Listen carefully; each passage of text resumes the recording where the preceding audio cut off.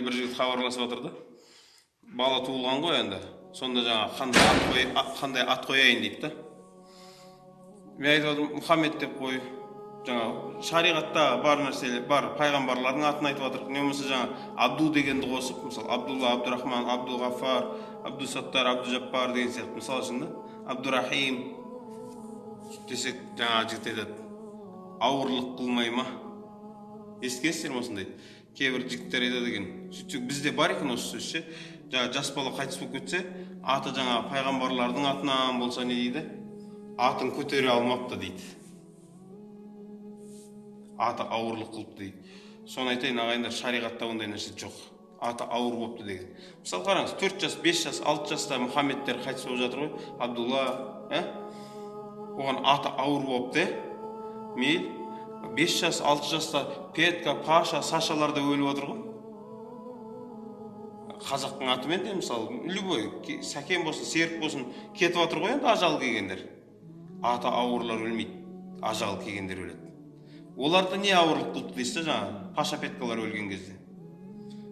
Керісінше, 50-де, 60-та жүр ғой, Мұхаммед, Мұстафа, Махмуд, Ахмед, бұның бәрі пайғамбарлардың аттарынан. Ибрахим, мысалы үшін. Сол айтқым келетін ағайындар, бұл ат қайта әке шешенің баланың алдында міндеті бар да. Жақсы ат қою керек. Біріншіден, бала өскен кезінде ол аттан ұялмайтын болу керек. Басқа адамдар жаңа неғын кезде. Екіншісі, қияметте. Қазір бізде өз әжептәуір аттардың бар. Мысалы, Мұхаммед деген не деген керемет аты барлар. Муха, Миша, бір нәрсе, Кривой, Слепой, Хромой деп бір аттарын бұрмалап алып жүргендер бар ғой. Жоқ. Пайғамбар негізі айтқан, әр адамды өзінің азан айтылып қойған аты бар ғой, сол атымен, андай қисық аттармен атамаңыздар деген.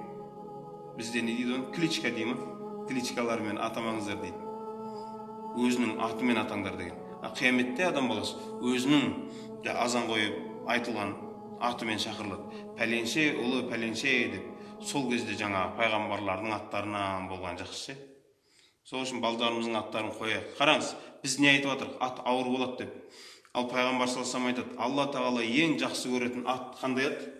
Абдулла, Абдурахман. Осы екі атты айтқан. Алла тағала ең жақсы көретін аттар дейді.